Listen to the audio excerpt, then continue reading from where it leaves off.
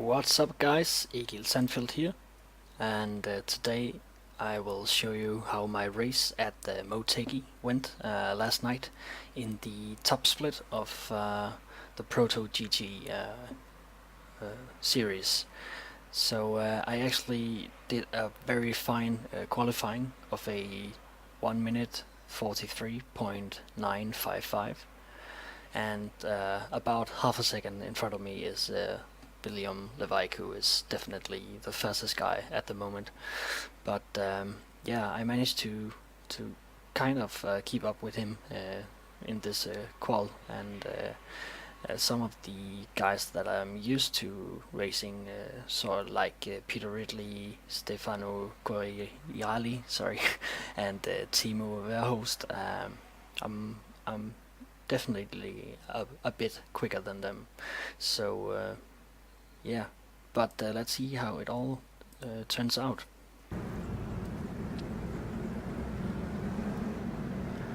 We're coming up to the start finish line here.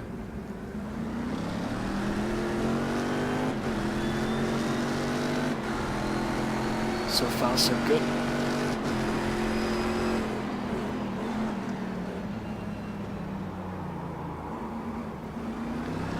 And my goal for this race was again to finish without any major incidents. It's really been a struggle for me recently that I've crashed out last week at Interlagos, where I did 3 or 4 races, can't remember, where I crashed out in all of them. So it was really just about finishing decent here. Just going to do something quick here.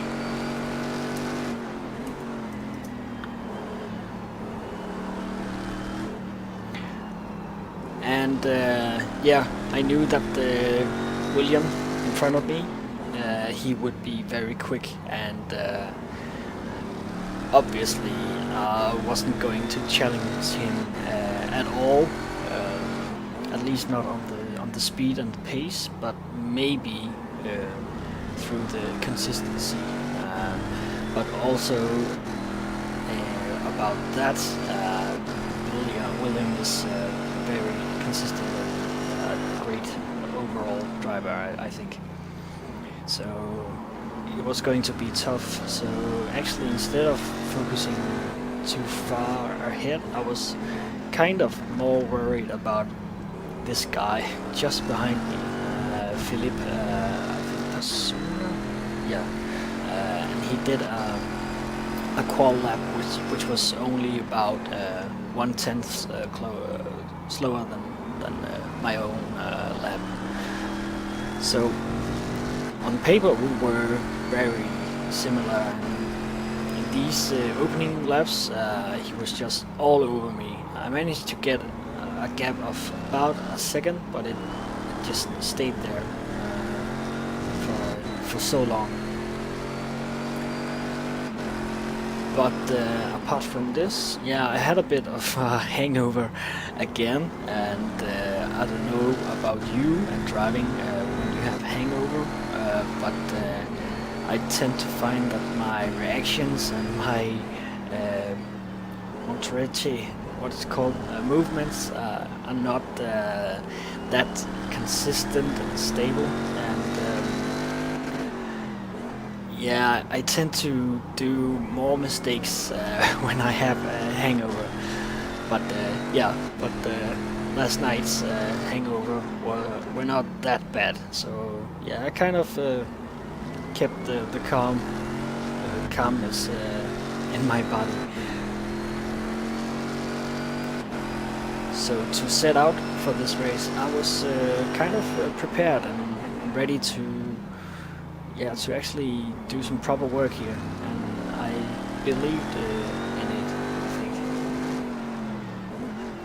So already now William is about 2 seconds ahead of me, although I must say that he did not disappear that quick compared to on other tracks. So yeah, I must have done something right for this setup on the car.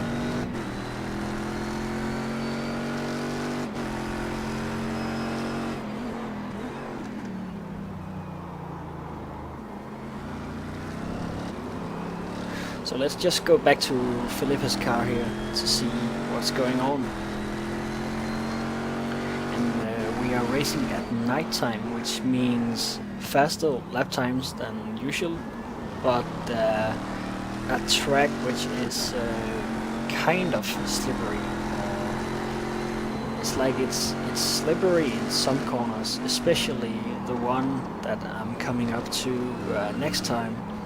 The slow lift up here at the end of this hill, and you really have to slow the car insanely much down and really go easy back on the throttle here.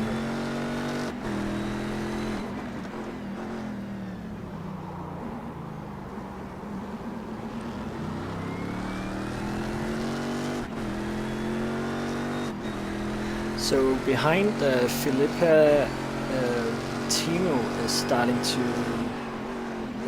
lose out just a bit. We're just going to look back here.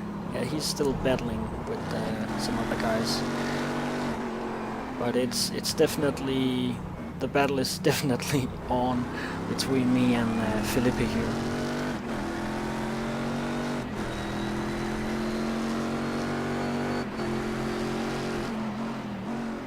The reason I call this this video Motegi Tactics is because it's always a good thing to set out for a race and try to do a tactic, do a strategic move.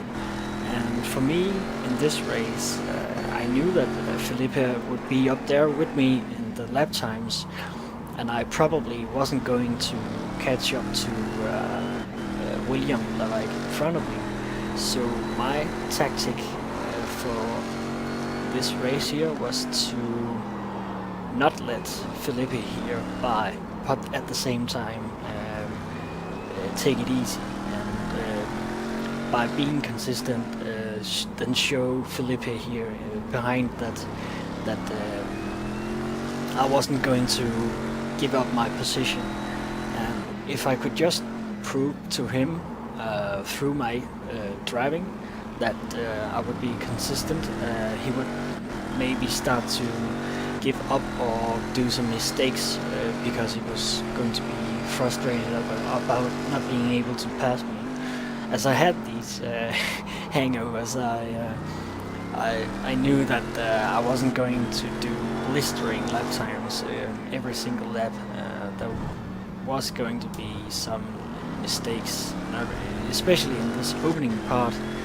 I really kind of struggled to get some grip and to get into that groove, you know, about the doing consistent laps, the racing line.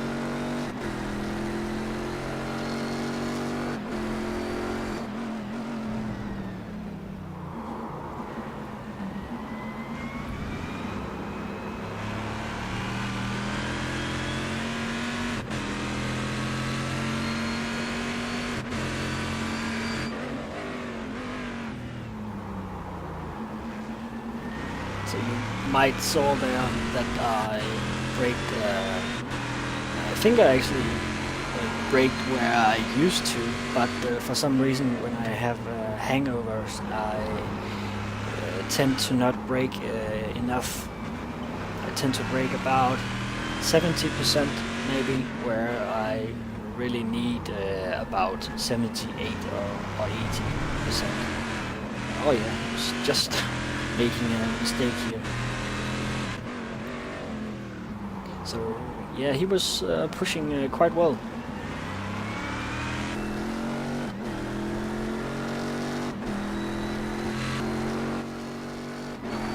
Yeah, behind us we're starting to open a gap up.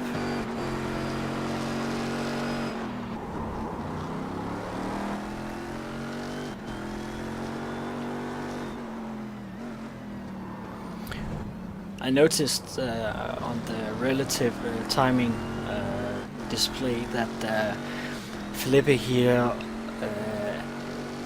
gained about 0.2 of a second each lap going through the last chicane on each lap.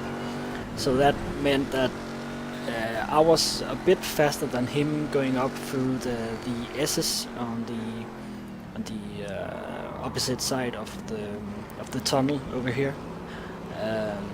So I gained about 0.1, 0.2 of a second about there, and he would get that back going through the chicanes, and that obviously meant that I was doing something wrong. And but the thing is about those chicanes that if you gear down too early, you really upset the car very much. And again, if you do have hangovers, you tend to not be able to do multiple things simultaneous. And it was like yesterday I had to brake, then be finished braking before I geared down, and yeah, it was not working out that great.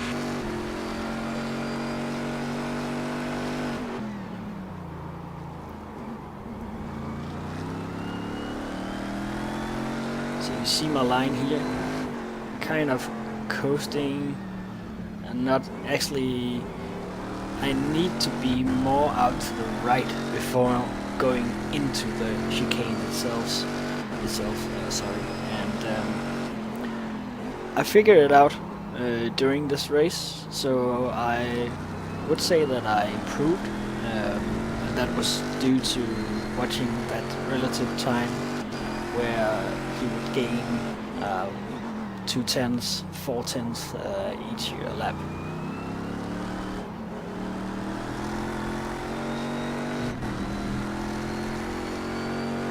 So now we are on lap 7, and so far so good. I think there hasn't been any changes in Corvette class at least.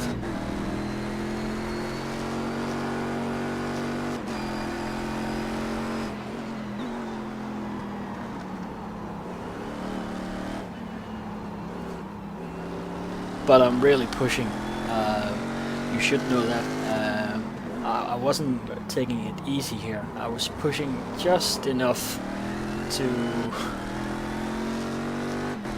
just enough of what I was able to at this point.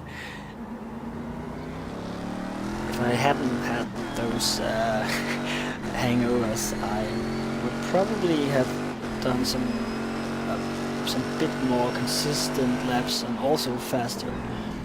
This last lap was 45.8, which in itself was rather good, but yeah, there were a couple of tenths left in me.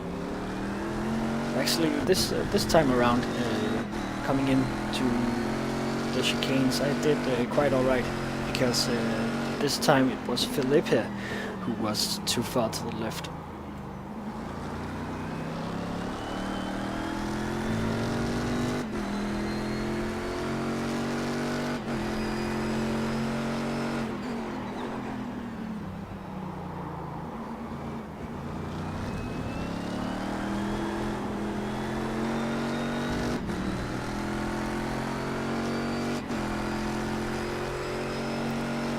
So we're actually still able to see William up ahead. Yeah, in case we are in doubt who is driving this car. But yeah, I think he opened the gap up to about 4-5 seconds maybe. And actually we were still holding on. I don't know if he just took it easily and wasn't going to risk anything, so he just basically, what you normally do is you open the gap up to about 6 seconds, or at least I do, so that there is this safety margin where I'm actually able to spin the car and get back on the track before the other drivers catch up to me, and I think it's about 6 seconds.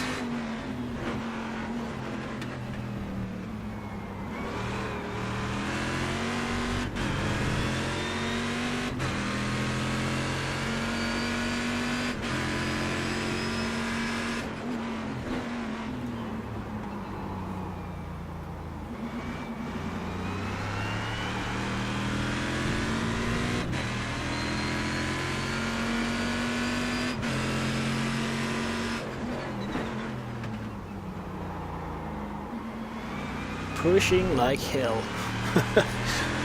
This corner is so nice when you get it right, and so irritating when you don't.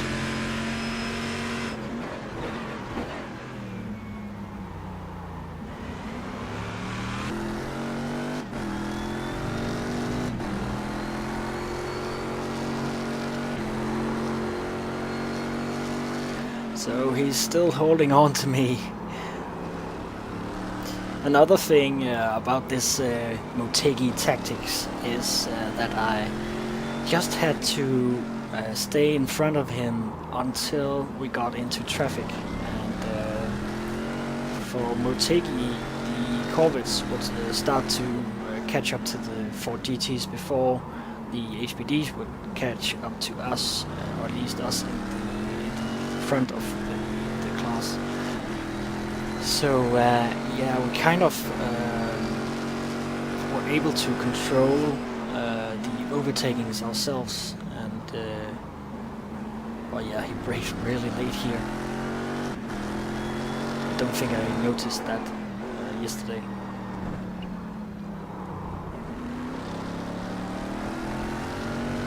And I can't figure out if you push the car and the tires too much for some laps, and I can't figure out if that does something obviously negative to the controls of the car, how it feels, how much grip there is, as the temperatures and the tires are not fully modeled and developed yet. I don't really think there is. I think there is some pseudo consequence of overdriving the car, but I'm not sure it feels quite right. But then again, I actually never have driven anything besides go-karts, so yeah, what would I know? I enjoy it. It's like football. You have this playground, you have this square of a square where you are playing your sport within, and if everyone is playing on that field, you have equal possibilities to succeed. And yeah, as long as that's something we have and nobody cheats on anything, then I'm really enjoying this, as we get this great racing like this is at the moment. So I got a really bad exit because I had to yield and take care of not hitting that car. So he actually got up on the side of me, and he's the closest that he has ever been right now. So yeah, but we are starting to get into traffic. So there's my chance. So as of now, for these first 11 laps, he has been faster than me because he's obviously able to stick with me all the time. And I make some mistakes and he makes some, but overall he's just a bit faster. But I try to go wide and not let him by. So that's where we're at the moment. So a tactic would be to really just kill his pace through the traffic. So right now I just need some traffic. And that's William up ahead. And yeah, we have about 20 seconds to some proper traffic.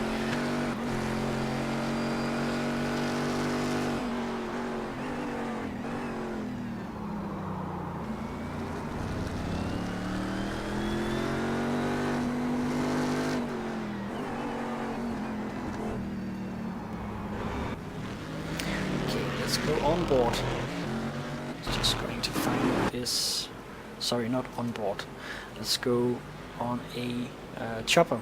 I really can recommend Istvan Balak's camera settings, which you can find in the camera forum on iRacing forum, and you can get something like this, where you have this halfway chopper kind of camera. So it moves around like a chopper, but still is kind of more stable, and still it's really nice. And it has some sort of random algorithm, so that no shot is never the same. I like that.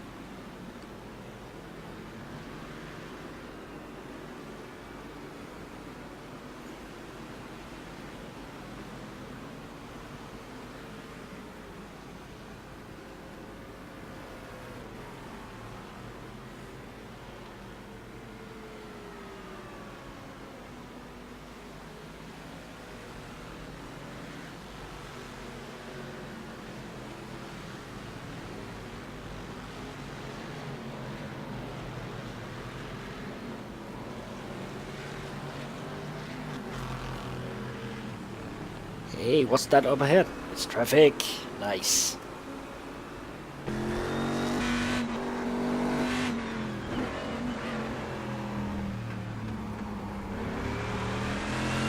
So traffic is coming up ahead.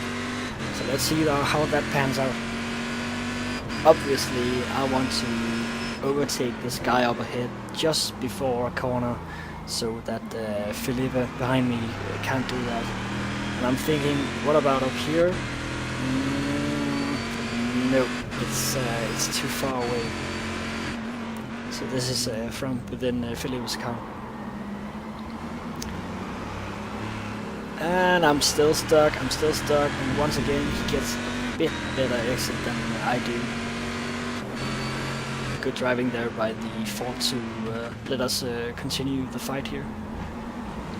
But I was hoping that he would maybe split us. I think that was kind of one of the two possibilities I had to win over him.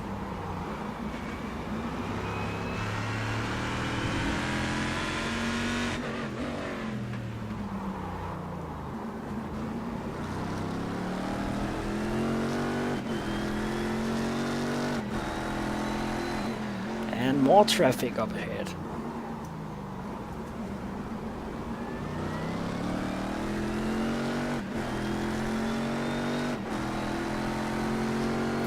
Just to give an awareness or an overview, behind us is Timo still, but he's about 6 seconds, I think.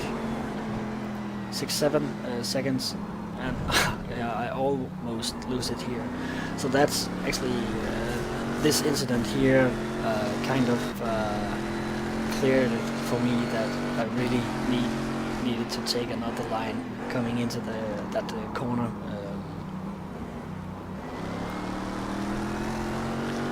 So how about here?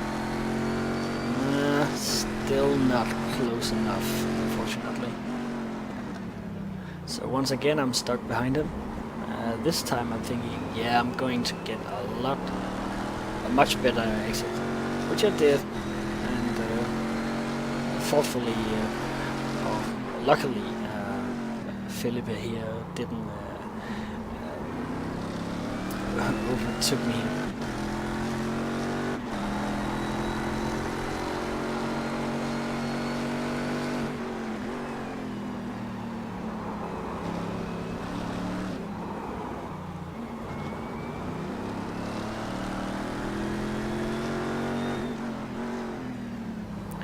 I am just going to skip just a bit here because we're still racing really close, and he's quicker than me, but I managed to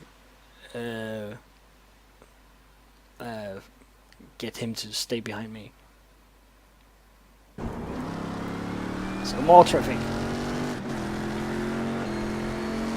I really like multi-class racing.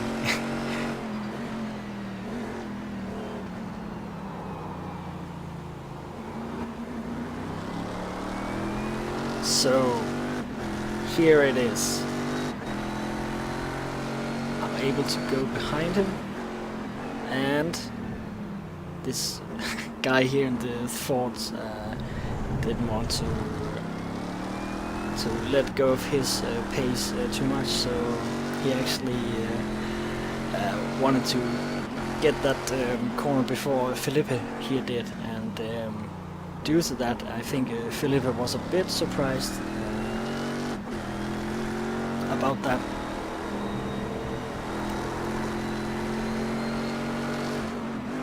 So finally he goes by.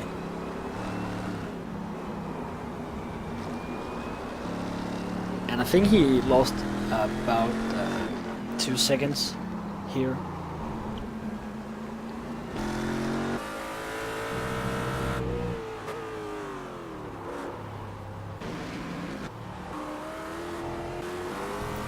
There we go, the rear view. So I'm still in second position. Everything's working out just the way I wanted.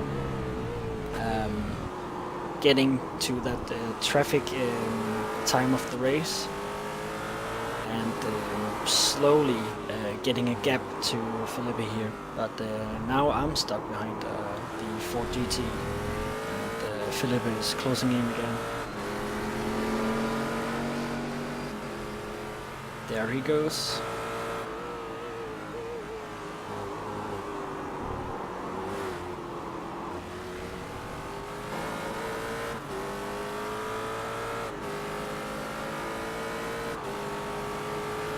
And does he get by? Yeah, he does. Just. But he did get a bad line coming into these two corners.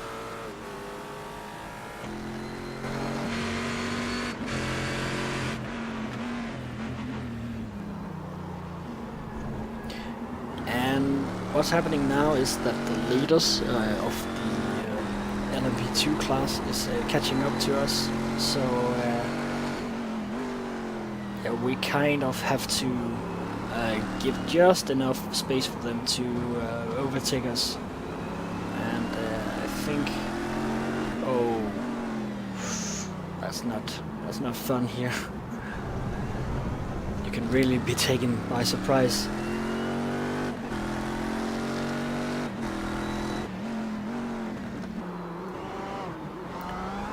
These two guys seems to have a proper race themselves. I think it is battling for first position here.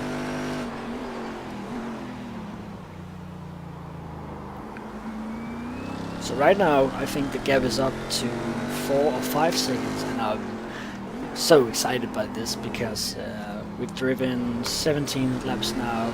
We are over halfway, and I think we are 2/3 into the race. So, and I haven't made any major mistakes yet. So I think to myself, hey, this is totally doable. So yeah, let's just stick to the plan and do some consistent laps. And I go off track here because I'm a bit confused as to what Paul Ilbrink wanted to do there. I guess I wasn't showing my intentions enough because he was actually kindly staying behind me. But that's often it's a bit hard to see if HPD is going to overtake you coming into a corner or not.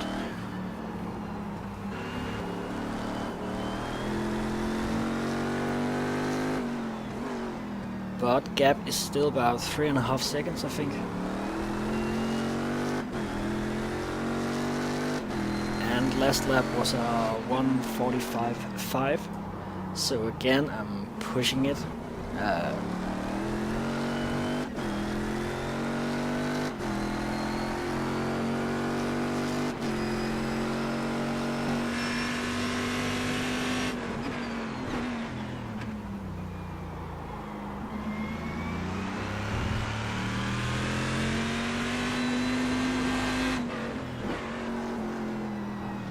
But as the race progressed and my car got lighter due to fuel burn, I think it settled a bit. I don't know if it was my driving of getting used to the track and driving while having hangover. It was simply because the fuel was coming down, and yeah, it kind of got more stable. So I really enjoyed this part of the race. Obviously, mostly because I managed to get this gap to Felipe here.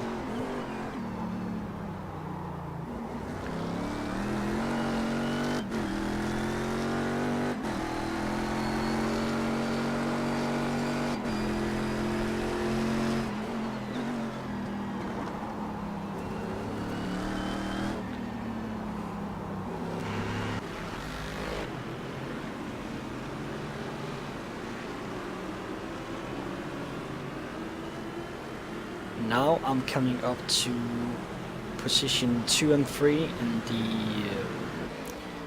Ford GT class. Sorry about that. And this is where you can really lose some time by being the faster class, because you don't want to interrupt a battle for the lead positions in another class.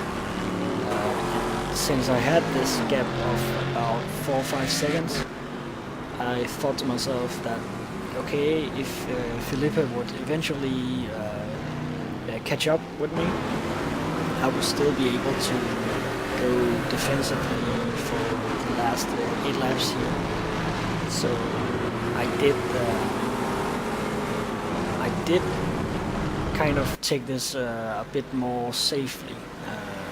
This approach here to overtaking these two guys. So I could have stuck my nose in and just got the nose in front of the last guy here, Daniel Jones. But yeah, I waited until after the corner, and I overtook both of them, both Daniel Jones and Motegi in a textbook overtake, I would say myself.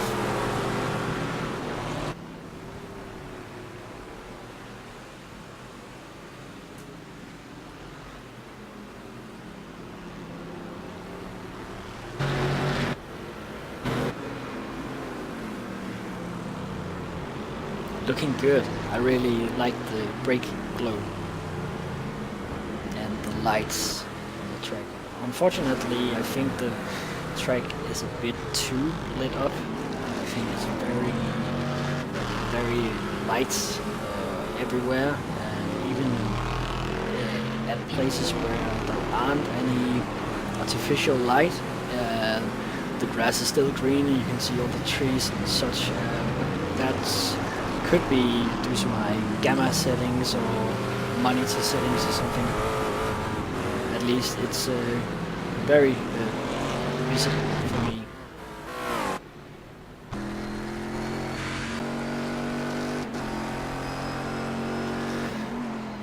I will just go back and see what's... sorry, that was the wrong way. I'll just go back and see what happened to Felipe here, because I noticed that he actually dropped down a lot. So right here he's going by 1. Oh, that was close. Oh, that was what happened. He got surprised. Alright. Yeah, I noticed this on the timing screen that all of a sudden he was about 12 seconds behind me. But yeah, he stuck his nose in and kind of shaked up that battle we see in front of us. I think he has some damage to his car, maybe. Looks like he's trying to get some grip in the rears when he goes back to throttle. I don't know. But yeah, he was like the contender of the day to overtake me. So what I just had to do in the end was to keep clean of incidents, not drive into any walls or spin. Even though I would spin, I would still recover and go out ahead of Felipe. So yeah, as we see this overtake here on Enzo, just in a little while, I actually finished this race without any incidents. And I did this race earlier this week on Wednesday, I think, where I also finished without, I think I did 2 incidents in total or something, without any contacts. So I am actually able to do some races without being destroyed. So yeah, I actually finished second in the top split. I'm very pleased with that. My quickest time was a 45.0, and it was set on lap number 4, so that was when the tires were still fresh. I finished with the 3 incidents, and I got the whopping number of 186 points. That's the first time for me. I got my iRacing's back, so now I am back again above 3,500, and I gained a small number in the safety rating. So that's very nice. I really enjoyed this race because there were some nice battles going on, and yeah, I was pleased with coming into a week being more satisfied and being more secure on the track than I have been with Interlagos last week. So this has been a very good week for me. So that's it for this race. If you like this video, there are more to come, so just subscribe to me. See you next time.